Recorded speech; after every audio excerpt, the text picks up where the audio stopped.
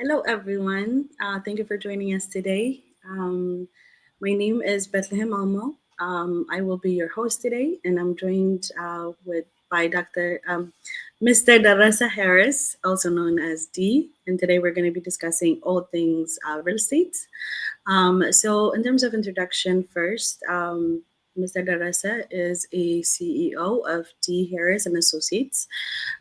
He began his real estate career as an investor over 22 years ago, and has been a real estate agent for over 18 years now. He is considered as a top 5% agent in the United States. He has successfully assisted many home buyers to purchase their dream homes, and also assisted sellers sell their properties.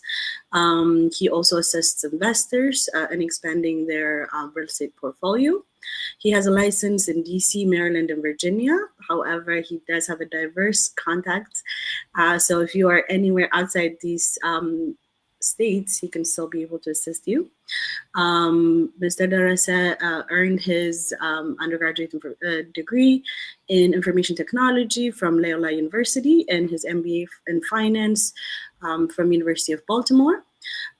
Today we will be discussing a wide range of topics, including what it's like to go through the home buying process, the types of listings that are available, and provide some updates on the current real estate markets.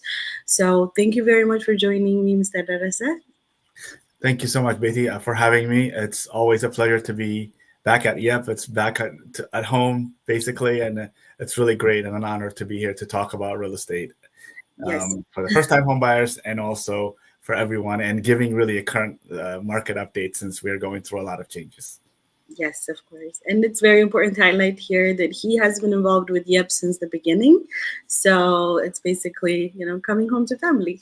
So welcome home. Indeed, yes, it's a pleasure. Yes. Okay, so let's get started. So first, let's say somebody's a first-time home buyer. Yes. So can you walk us through what it is like to go through the home buying process? Definitely. And we will do that.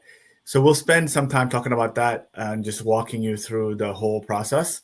First thing is, as a first-time home buyer, you really need to get pre-qualified, right? And that is an important part of the process, because that means that you get your W-2s and pay stubs and go to a lender, or if you are a business owner, then you look at your 1099s or your tax returns. Typically for business owners, they look at their tax returns, and usually they like to look at that 2 years and go to a lender and get qualified. And based on your income, savings, credit score, all of that, you can become, you get qualified. That's kind of the beginning of the process. The other part of this, and I'm not sure if we could start sharing our slides. What do you think, Betty? Yeah, please go ahead. Okay.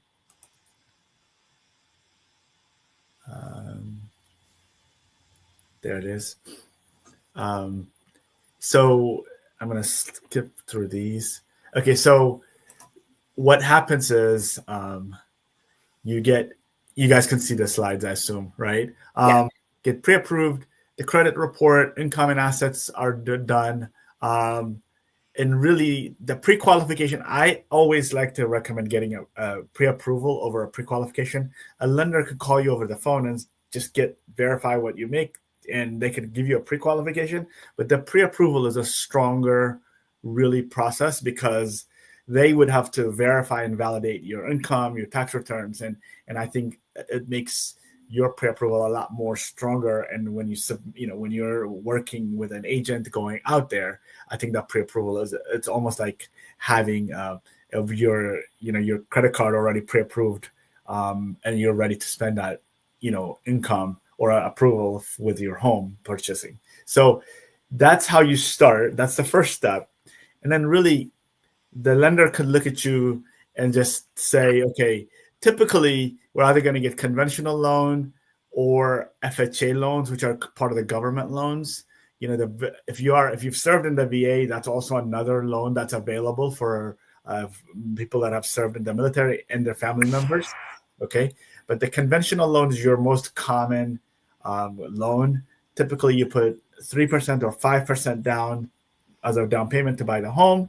FHA allows you to go as low as 3.5% down. FHA, depending, also has some flexibility with the debt to income ratio.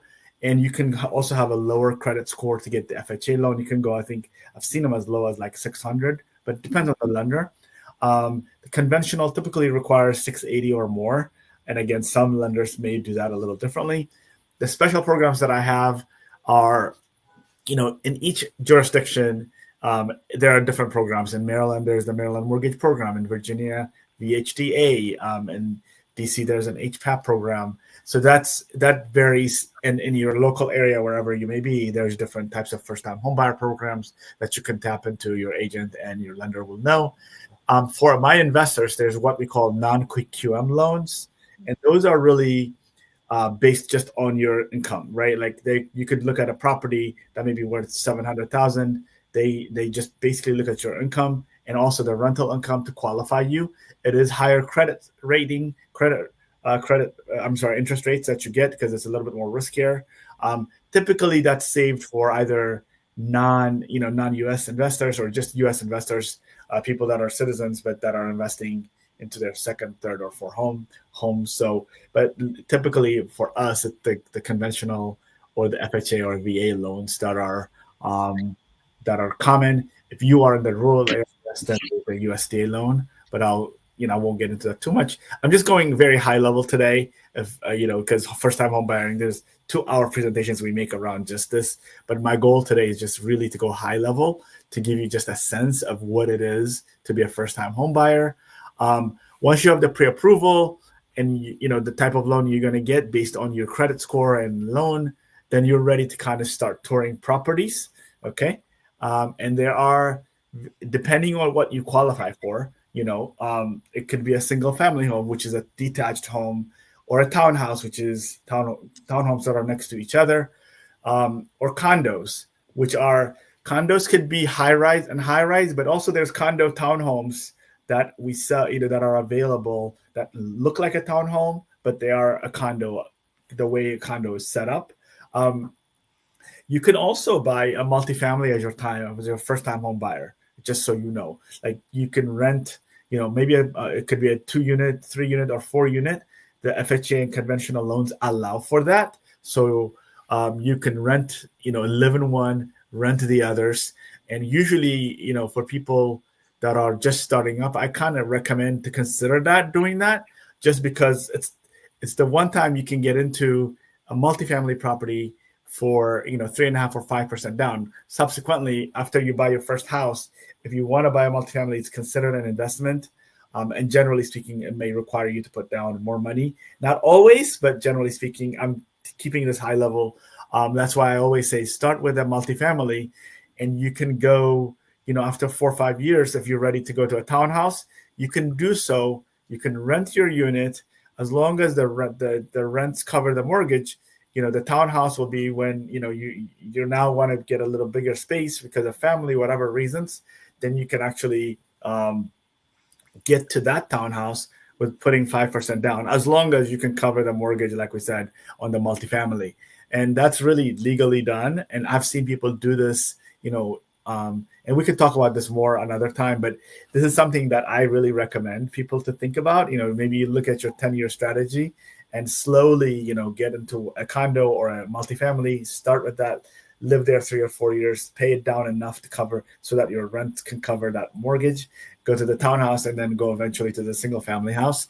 Just a thought I like to inject out there for people as they think about the first time home buying process. And some people may just say, I just want my townhouse, I'm good. And that's also fine. But I do want to let people know this is available. And it's also, it's available in a very legal way, as long as your income, credit, and the rents are covering the mortgages as we speak. Okay.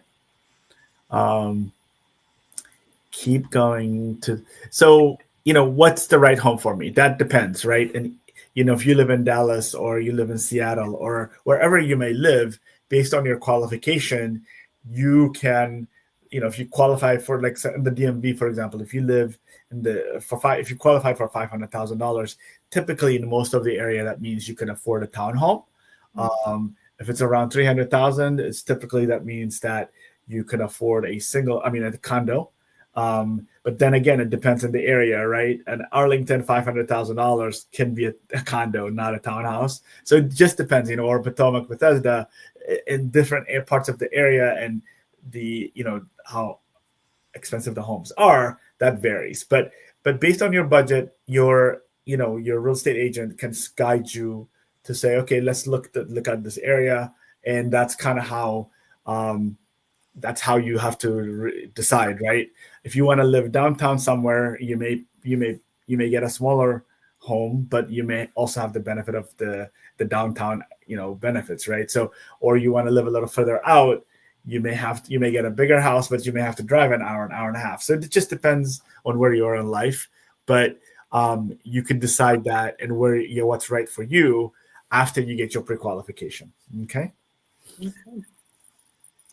So let's say you go out there, and whether it's Dallas or Miami, you find that house and your agent is ready to put a contract for you. First of all, they'll give you kind of an assessment of the area, and they'll make recommendations on what type of offer to make.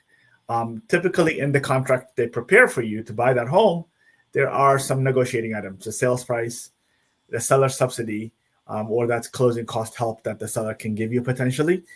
If you are in a home that has multiple offers, typically one of the things we suggest is don't ask the seller for closing help, because that usually puts you at a disadvantage. The settlement date is the other thing that we often negotiate. If it's competitive, typically the lenders could try to do it in 18 to 21 days. If it's not competitive, it's just you and the seller negotiating, then that would be typically 30 days.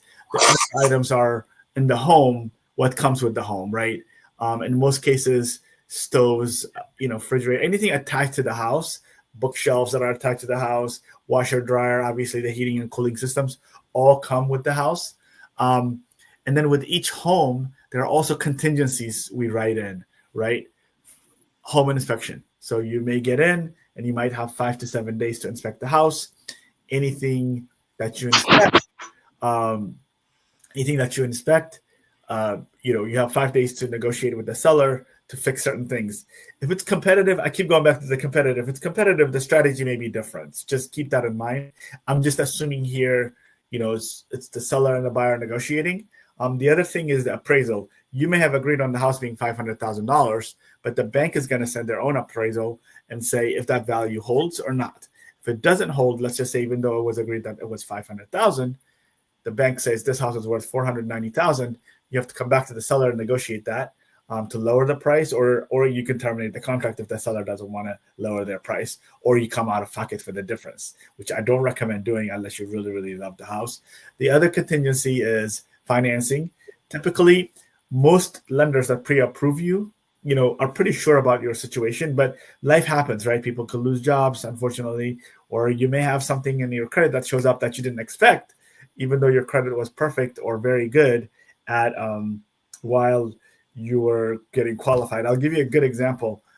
Just about 2 months ago, I had a client that had a 720 credit score, and we were about to finalize the purchase for him, but then his credit got dinged. Like a negative credit report came in from a $30 bill that he didn't pay from 5 years ago. He didn't even know it existed. But that credit score, that negative credit hit, lowered his credit score by 60 points. So he could no longer do a conventional loan. We had to go, even though we were ready to sign, like literally 2 days from the day that this happened, we had to go to the seller in this case, and say, listen, we need to get a different type of loan. So we had to go from a conventional loan to an FHA loan to get this thing done. It took us a couple more weeks.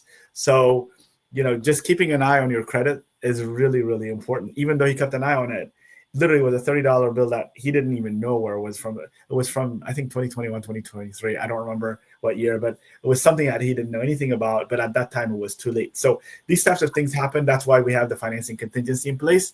And if we could not have resolved that, we could have used that to terminate the contract because he could not afford to buy the house because his credit was no longer qualified to purchase a home at the time, unfortunately. But so that's why these contingencies exist. The other contingency that exists is if you are buying a home in an HOA or that has homeowner association, or you are buying a home in a condo association, you have the right to review those documents.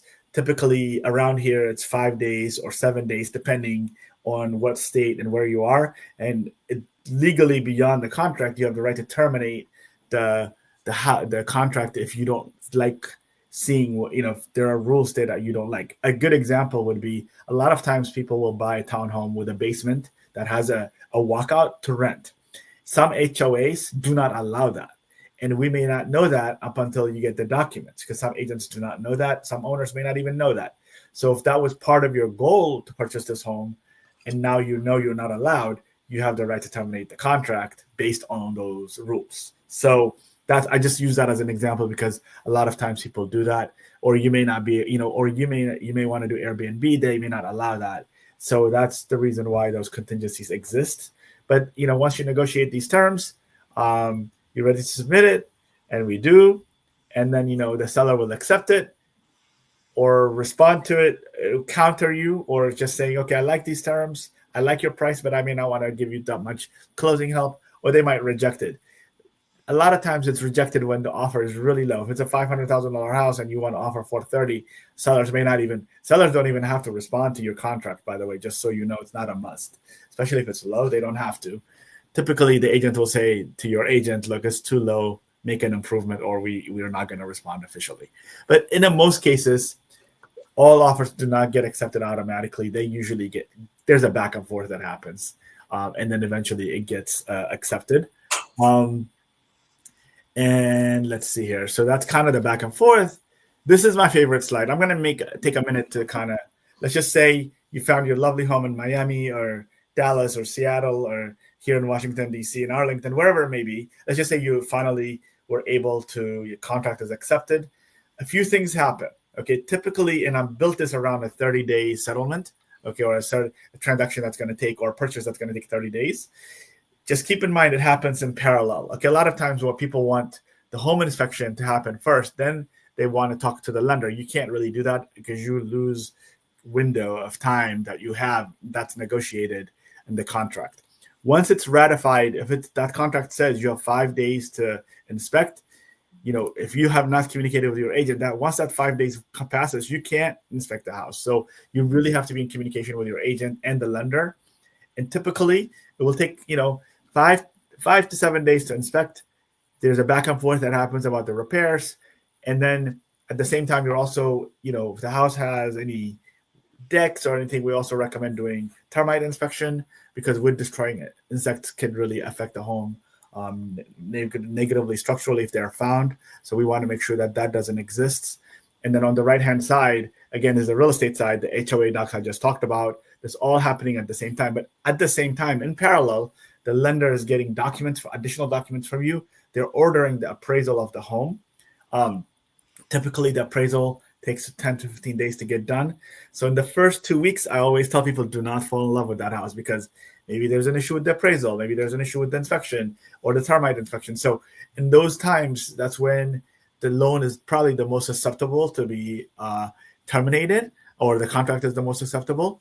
But the financing contingency exists, but typically your lender is pretty confident that you could do the loan, except the home inspection and appraisal typically are where the negotiations happens. Once those go by very quickly, nicely, then you can start to feel confident the home, about the process. And then once, during the inspection, certain things are negotiated for the seller to fix. And those things typically will be fixed prior to settlement, before you get the keys, that means. Okay.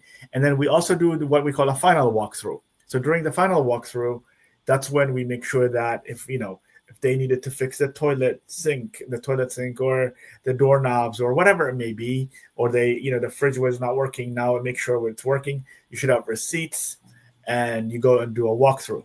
Now, if some of the home inspection items were very technical or needed a professional, like if you had HVAC, heating and cooling system issues, roofing issues, or electrical issues, I usually recommend during your walkthrough, you bring back your home inspector that did the inspection so that you make sure it's done properly. Because as a real estate agent, I'm not an electrician. If there was something behind the panel that needed to be done, I could only trust that it was done. But I think the home inspector, yes, an additional fee, but listen, you're making the largest investment that people make. It's really worth paying that extra $100, $200 to bring the inspector, make sure everything was done according to the way it was requested, if there are very involved items in the inspection. But like I said, if it's very basic stuff, a faucet that wasn't working that you could check with your agent, then you don't need to bring back the inspector, if that makes sense. So, but this is the big slide, because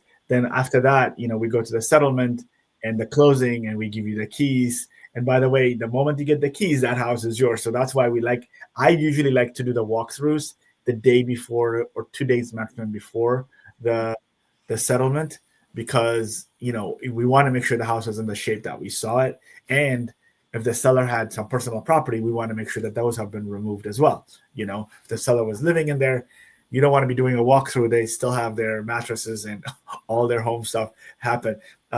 This actually, in March of this year, I was selling a house in Manassas, Virginia, and I walked there. I had a military family relocating the next day. So mind you, they had their trucks ready to go. They were coming back the next morning. I go the night before. Guess what? The tenant, the people have not even moved, and we're supposed to sign at 10 a.m. in the morning. So that was a crazy, scary moment, I'll say. I had to get to the seller. I'm like, you guys need to move. The seller was lucky that they had good resources. They moved out literally at 8:58 in the morning. We looked at it again before we signed, and literally had to sign. So these things, there's a reason why we do the walkthroughs the way we do. And after 18 years of doing this, I have a system where I'm like, people are like, I could do it the week before. I'm like, absolutely not. I like to make sure, or sometimes pipes burst, and if you signed and you went there, you discovered it, guess what? That's on your homeowners. Responsibility. That's kind of why you have to be careful with that. Yeah, so, definitely. This was such a great summary. Thank you so much. I feel like you walked us through the entire home buying process, from beginning with the pre-qualification and so on. So as you were speaking, I was actually jotting down a couple of questions, because I'm like, oh, this is interesting. We need to talk about this. So let's say I'm a first-time home buyer, right? Yeah. I just joined this conversation and learned a lot, obviously. Yes. I feel like the first step that you highlighted, which is very important, is the pre-qualification process, right? Yes. And for that, you mentioned credit score, of course, as we know, plays a significant role. So if I was planning to purchase a home within the next 6 months or a year, what would you say is the most important step for me to wait and fix my credit? Or would you say exploring other loan options would be a better option? So definitely fix the credit, but also, if there is something you want to buy, if you want to buy a car, or if you have any financial moves you want to make, do them now. Also keep in mind the credit score you see on Credit Karma or any of those. I call it the retail score. Okay. It's not the actual score the lenders will use. They have a different calculation of a risk. Typically, if somebody has, say, 750 score, typically the lender, when they pull your credit for loan approval, that credit score is usually 720 or 725, because they have a different way of viewing your risk. So keep in mind, I usually say 20 to 30 point. Your retail credit score is about 20 to 30 points below what a lender usually extracts. Auto loans may look at it you differently. A computer company, a Best Buy may look at you differently. But each institution or each industry that lends money to users or consumers looks at that differently as well. So you want to make sure that, just because you have a 720 doesn't mean the lender is going to look at you as a 720 score. Okay. Interesting. Oh, that's actually something new I'm So learning it's today. really important. Somebody like Yeah. look at your credit, make sure, you know, also don't close credit cards. A lot of people think if I close credit cards, like keep them open. Just use the utilization should be under 30%. That's typically what they recommend. Yeah. And there are actually other people that actually help people with repairs, credit repairs. So, and we have plenty of those contacts that we can give you to help you adjust that as well. Okay. Okay, my next question is actually about negotiating terms, because I think you bring a very valid point. Because even though things are shifting, it's still a seller's market, right? So I feel like sellers are a lot more demanding in what they're looking for, or Yep. they can easily reject your offer for whatever reasons that they may have. So in terms of the different types of loans that you have highlighted, are some loans better than others in providing you a better negotiating term?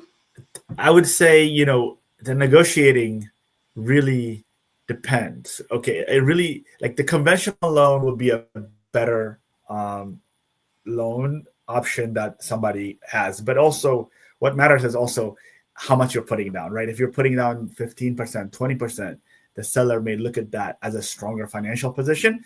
But I will emphasize you do not need to put 20% down to buy a home, right? Like most people will buy with 3, 5%.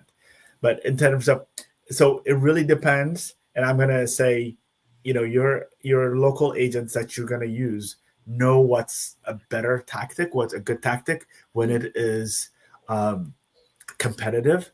And I say, but typically, if I'm on the listing side and I'm reviewing offers, I will look, I will advise the seller to take a conventional loan before they take FHA loan, right? Mhm. And also, if there are different types of program, I'm just speaking specifically when it's competitive Yeah, and when we have options, right?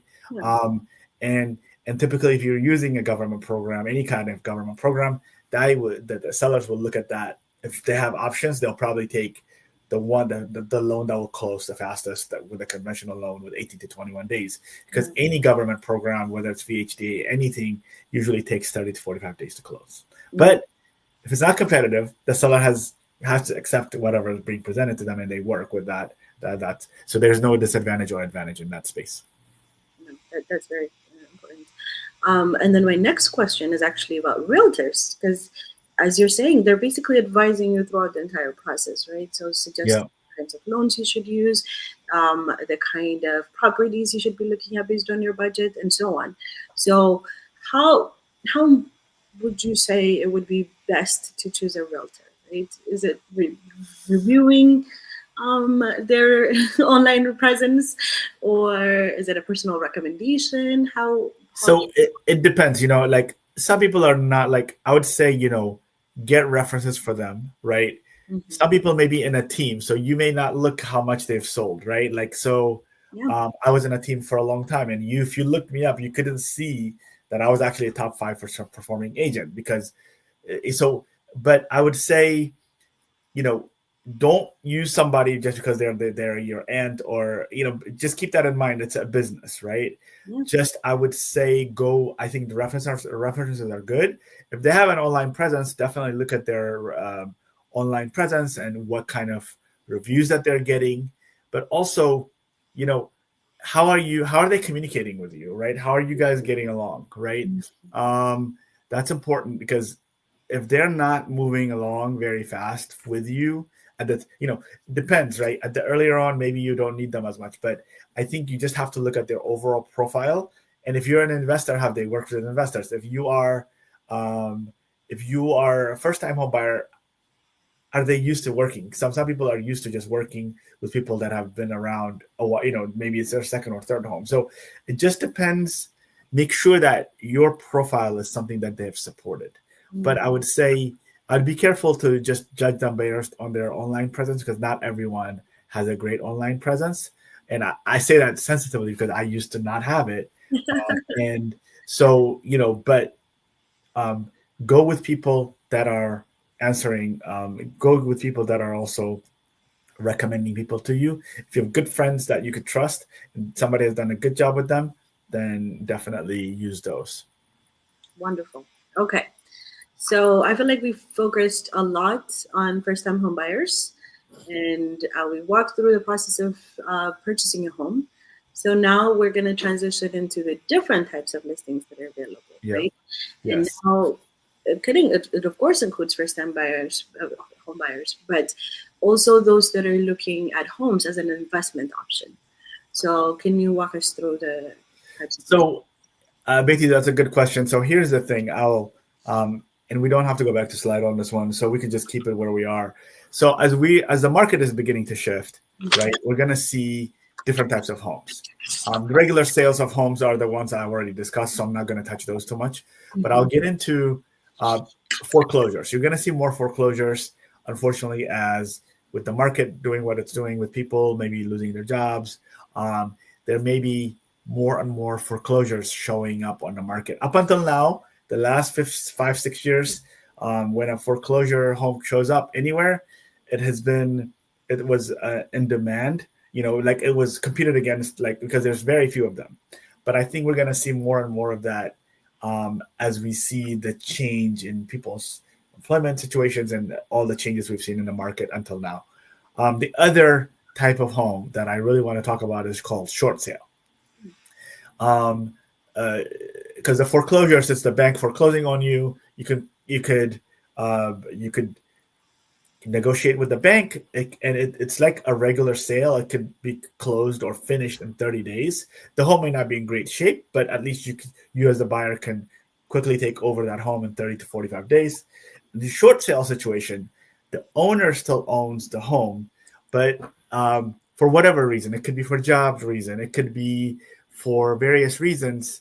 Let's just say the home is um, the amount owed on the home from a loan perspective is 500,000, but the home is only worth 450. Okay, so that means if the seller sells the house, they'll still be short $50,000 on their loan.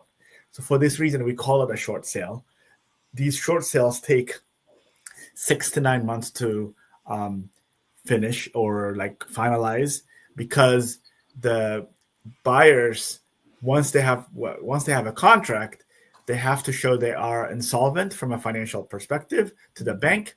And then when they get a contract on the home, let's just say even though they owe 500,000, the contract they got is 450,000. The bank wants to make sure that that value is an accurate value, and they will send their own appraisers out to kind of evaluate to see if this contract is a fair value of the home.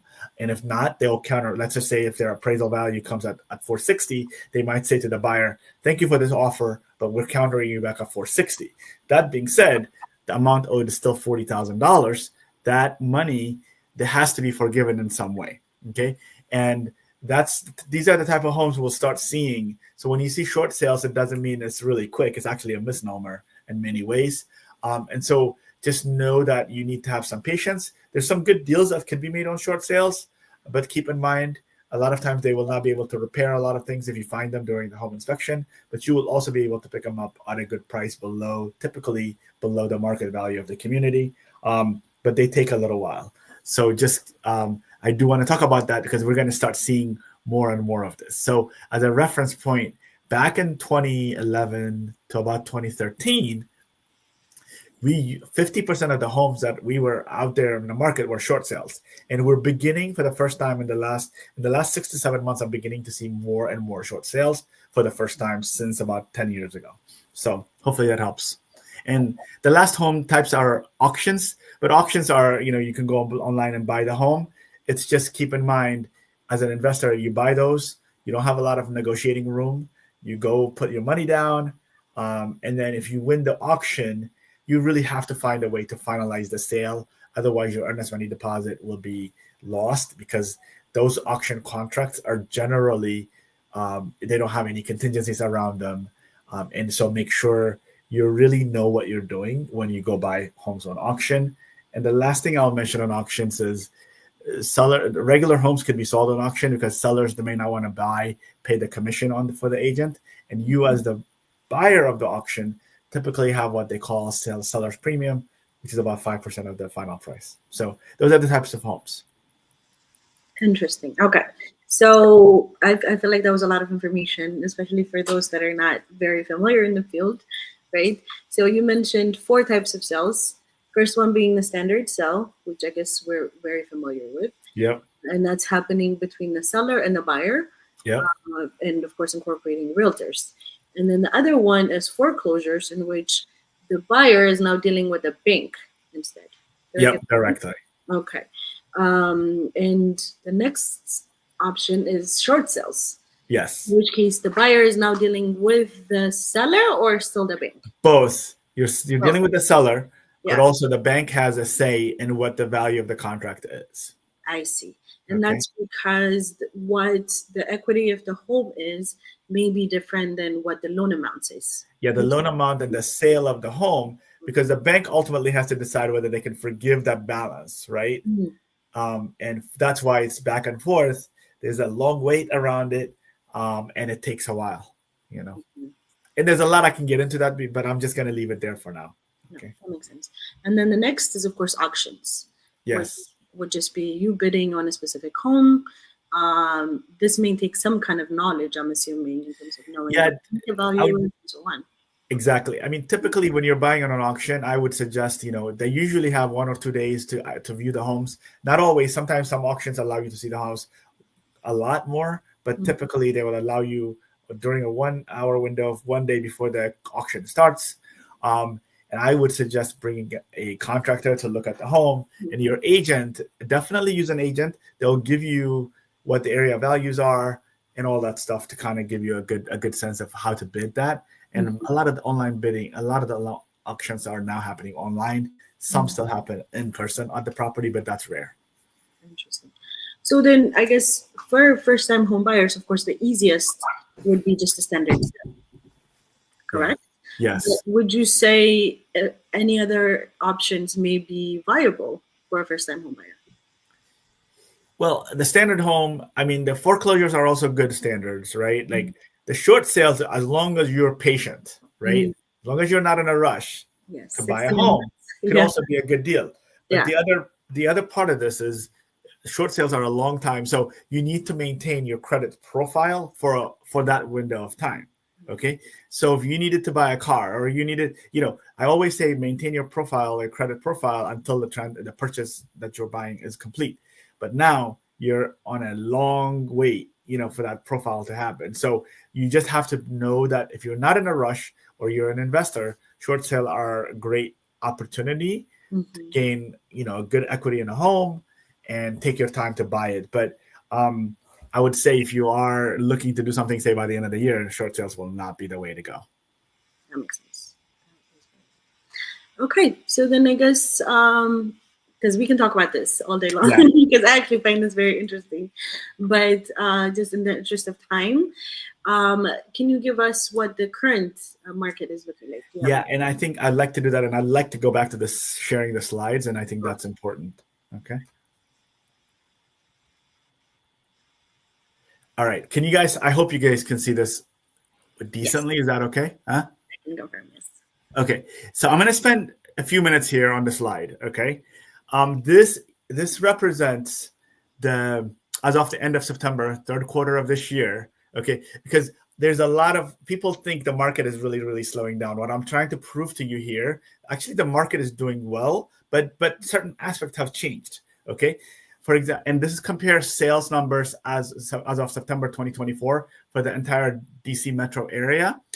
And this really holds true across the country, but I'm just focused on this so that because this is the data I have available. But it's really this represents mind you, it's DC, Maryland, Virginia, and actually parts of Pennsylvania and parts of West Virginia because that's how big the Mid Atlantic area is. So these numbers are pretty decent representation of where we are. So I'll mention this as of in September 2025, there were 18,607 homes sold. Same time last year, 17,522 homes were sold. That tells you, hey, the market is still strong. Homes are selling in that way. Okay. And then the average value of the median price of a home sold this year is $419,000, $900, almost $420,000. Last year was $410,000. That tells you the prices are also going up So there's about a 2.5% increase. So even with the interest rate doing what they're doing, and this has been the case since 2020, it's continued to go up. So people think the market has slowed down. Really hasn't. But I will say the next one will begin to tell us days on the market this year. The average home on the market was for 18 days.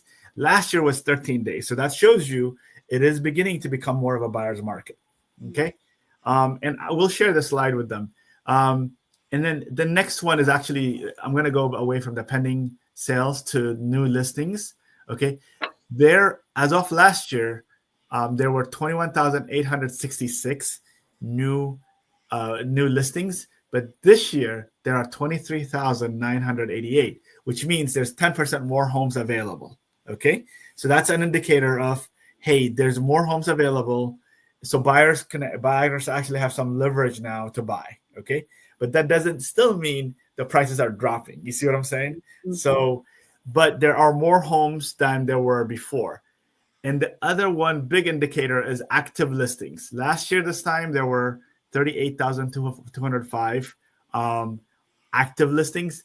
This year, in 2025, there are 48,442. That means there are almost 25% more homes on the market. Okay, so but I will say this from experience, and very well done homes, updated homes that have good schooling, the homes are being bid. Just last week, I was in Columbia, Maryland, in a good school district. I was one of 5 homes that offers that made, and I didn't win that one. But you see that. I just want to give you that kind of thing. So the other one, months of supply. This means the number of homes available. Like there's 2.6 homes available for the number of buyers on the market. Before that, that's 2.1. There's still a low number, but there's definitely more people, more homes on the market for buyers to look at. Okay, so you're seeing kind of a mixed kind of data, which means it's still a strong market, meaning as many homes have sold as last year. Actually, even more homes have sold, but buyers have more leverage now because there's more homes sitting on the market, right? I think, I'm not an economist or anything. I'm just a real estate agent, but based on what I see here, we're seeing shifts toward becoming a buyer's market. We're not quite there yet, but but if the home is overpriced, it's going to sit on the market. Okay. The other thing that is showing you the number of showings, the number of people going out there and seeing homes. Last year, this time, there's 361,000 people, 361,000 people are seeing homes. And then last year, though, there were 355,000 seeing, right? So there's more buyers out there too. So there's more competition, because part of this is contributed by the fact that there is interest rates have begun to come down. Okay. But this is a real data that, that I think it's important for people to see. And because everybody thinks, oh, prices are like, people are losing jobs. That means there's more homes. It doesn't mean you can go on a home that's only been on the market for a week. You can go offer $50,000, $60,000. They're not going to look at you, but homes are staying longer on the market, almost 3 weeks, right? 18 days. So people are taking their time to negotiate. So this is important to kind of see. I'm going to go to, I'm showing the same statistics that I showed, the sales that I showed you. The red is in 2025, the blue is 2024, on and on. This is showing you again, the red, obviously we're through September. So when you compare it to the last 5 years, home prices have continued to go up, 2020 to 2021, 2022. So people are saying, oh, I'll wait out until the interest rate drop. Well, guess what? When the interest rate drop, the competition is going to be hot. So I want to share this data because I want to make sure people understand, yes, buyers have a little bit more leverage, but prices have continued to go up. So if you are ready to buy now, I tell you go buy now, because prices continue to go up. Because a year from now, the house that you want, the community you want, you may not be able to afford if you afford it today. Okay, and that's really a fact. So I hope these slides help a little bit. Now I'm going to give you. This is actually a number from a nationwide perspective. Okay, I'm going to go from a nationwide perspective. So in 2024, the number of homes sold from January to September, you could see pretty much 2025 is keeping toe. The first quarter was a little less, but you can see second quarter got stronger and even stronger in the third quarter. And this graph probably does a better job representing. In 2023, 4.9 million homes were sold total. Okay. And in 2024, 4.6 million homes were sold total across the country. This is a national statistic. Okay. And in 2025, if projections are based on what has happened for the first 3 quarters of the year, 4.5 million homes will sell. And just to give you a sense, a lot of times the spring and the summer and the early part of the year are strong indicators of sales. Okay. So nationwide, it's still, so the fact that 2024 and 2025 may have $1 million off, that's across the entire country. That's not, that's showing it's still a strong market despite all the economic things that have been going on with the tariffs, people losing jobs, on and on and on, right? So just keep that in mind, that the market is strong, but buyers now have some leverage. And so when your agents advise you a certain way, listen to them, because that's really important to kind of keep that in mind. So I thought it was really important to show this data for you guys, so that people are knowledgeable and not just go with what Betty and Joe are saying in the coffee shop based on what they think, based on the news, what the CNN or Fox headline news. But these are facts from people that are doing this every day, in and out. So hope that helps. Yes, that definitely does. And I like that this is very data driven, not only from the Mid-Atlantic area, which I think we both are, but since we have such a wide audience, I like that you put it into the nation perspective as well. So then I guess the next question is, when is really a good time to buy? Because we've all been waiting for the interest rates to drop. They seem to be dropping slightly, but that doesn't seem to be affecting the market as much. And now we're seeing a significant number of people are losing their jobs. And so you would assume, eventually foreclosures might be the way to go. But what would you say is a good time to buy? I mean, I say this, and I've said this the whole time I've been doing business, back in what I think a good time to buy is when you're ready to buy. Okay. When your personal life requires, because interest rate, people, kids don't wait for interest rate to drop to come, right? So you can no longer be in that 1-bedroom apartment if you have twins coming. So it's time to buy. Or you may be now earning so much money that you're being taxed, so maybe time to buy, to have a deduction, some sort of a deduction. Maybe it's time, maybe for someone that's, kids have left the house, the 6,000 square foot house is now big for them. It's time to sell, So really, I think where your life is important to buy. I do think, I also want to address very quickly here, the Fed interest rate. The Fed interest rate does not directly impact interest rates for real estate.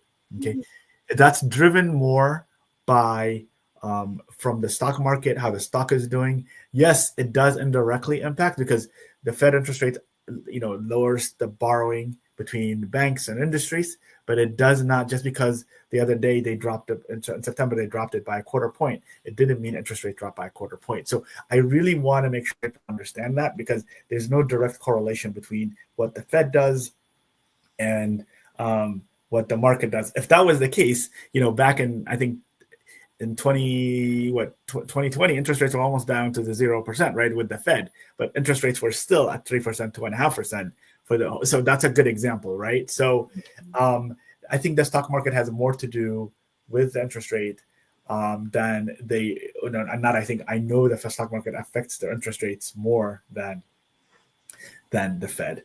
And I just suggest to people to, when you're ready to buy. I would say buy as interest rates go down, more people coming on the market, as you saw, competition is going to get stiff. So if you're able to buy now, in 6 months, refinance it. That's a good example I can give you. But because most people could come up for with any reason why not to buy. And in 2008, 2009, it was like, well, the house values are down. Okay. Then it's short sales. I don't want to fight for the short sales. Then it was like interest rates. People were not comfortable. There was a time in 2015 we thought 2019 there was going to be a crash in real estate. Well, it didn't happen. In fact, that was the last time that things were normal. So you can pick any time, and there could be a reason why. Just buy when you're ready. That is very useful. Okay, so we are about 10 minutes out, so I'm going to stop the questions here. But we do have a question from an audience, and I'm going to go ahead and read that out loud. So the question reads, what are the requirements based in different areas? Majority of zoning codes that would qualify for those types of loans. So, I mean, zoning wise, most homes, right, are residential homes. Or the multifamily example I used, they would be zoned as a multifamily. But we're not dealing with any. If we're dealing with anything zoned commercial, then that's a whole different. That usually requires 25 to 30% down, and it's a whole other guideline. But most of the homes that we're looking at or discussing are residential homes across anywhere in the country. So there'd be no concern for any type. Yeah, there should not be any concern. Residential loans work for FHA, conventional, or VA, or if it's in the rural area, the farming loans. But that's a whole different ballgame. But for the most part, the zoning, if it's not zoned residential, you're not going to get a 3.5% down loan. Period. So, and I think that's straightforward. I mean, when I say straightforward, it has to be a residential home zoned for those loans to qualify. That makes sense, and I hope we answered your question. Okay, so one more question, and this is more from your personal experience, really, especially as an investor, right? Yep. We've seen the pricing of housing change significantly over time. Some people that were able to buy early on have built enough equity. Now they can be looking at housing as an investment option. So for someone with some cash, right, available to them now, and they're looking to invest, would you say housing would be a good market, especially forecasting what's going on with the economy right now? And like I said, lots of people being impacted employment-wise. Would you say housing is a good option for them? Housing is going to be a good option just because, as people are, transitioning whatever's going on in their job market, whatever it may be, there's going to be a lot more renters, right? Mm-hmm. So maybe taking advantage of that opportunity. Some people are comfortable buying a townhouse to rent, or a single family home, or multifamilies to rent. It just depends, but I think I look at real estate investment just like the way it's a diversification of your portfolio, right? Mm-hmm. If you have, Bitcoin, and then you have stock investment in Microsoft, and then buying real estate is just yet another portfolio, another financial resource you have to help build your portfolio overall, right? Putting all your eggs in one basket, maybe in stocks or sometimes we do it in real estate.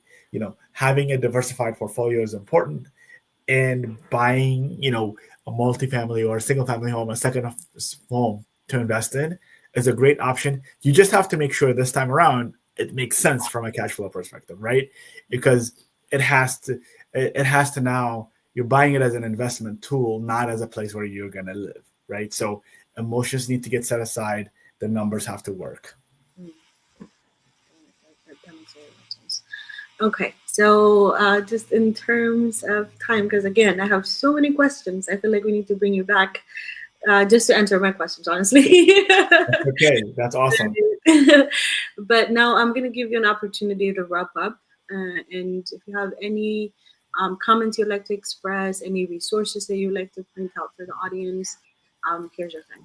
So there's a couple of things I really want to, especially for the first-time home buyers, right? So a lot of times people want to involve a lot of family members get their input. I just say, look, limit your circle. That's really important, because a lot of times, just limit your circle so that, maybe you're getting advice from someone, ideally from someone that has bought a house in the last 4 or 5 years, because the market is totally different. If aunt and mama have bought a house in 2000, that's a different ballgame, guys. I was selling homes at the time or buying homes at the time, and that's a different market. The advice you may get is different. So get someone you trust.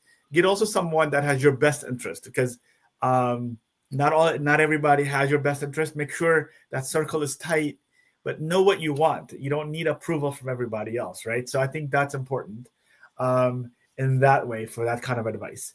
For my investors that want to buy a second or third home, really select an agent that understands the numbers.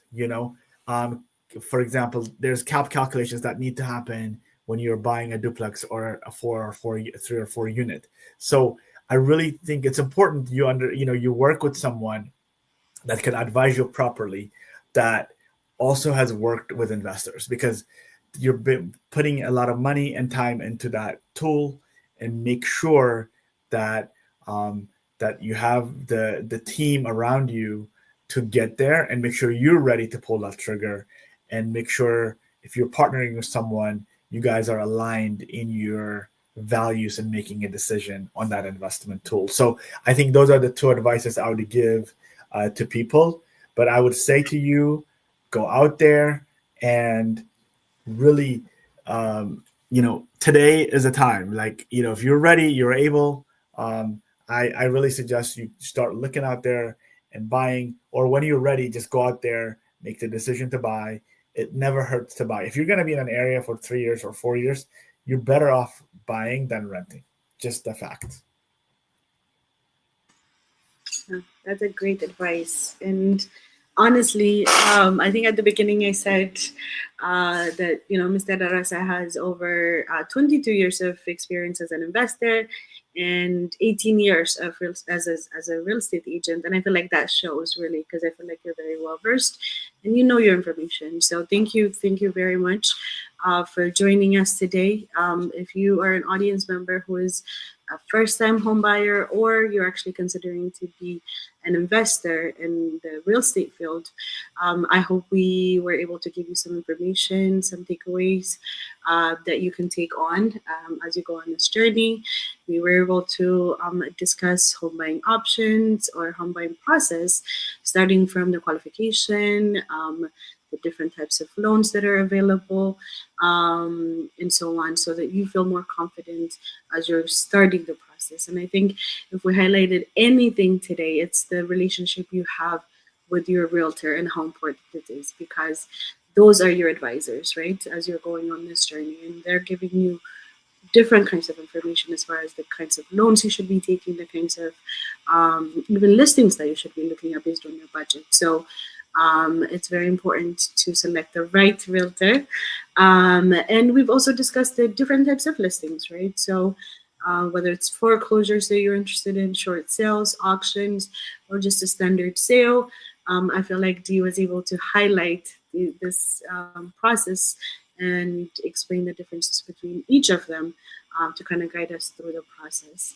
And lastly, he gave us great updates on the current market, and I am great. I'm very excited to hear that it's kind of shifting to being a buyer's market, because it has been very, very competitive and difficult to purchase homes. So if you've been waiting, you heard it here before, I guess. It's time. It's time. It's definitely time. Huh? Yes. So again, I can't thank you enough for joining us today. This has been a great discussion. I hope to bring you back again for more detailed conversation. But yes, thank you. I really appreciate being here, and for Yup audience. And if they have any questions, even if some people are going to watch this from a recording line, I'm sure, please send a message to Yup, to Betty, and I'll be more than happy to reach out, answer any questions, any follow-ups people have. But it's a pleasure to be here. I appreciate it so much. Thank you again, all of you, for joining us. And we will see you next time. Goodbye. Bye.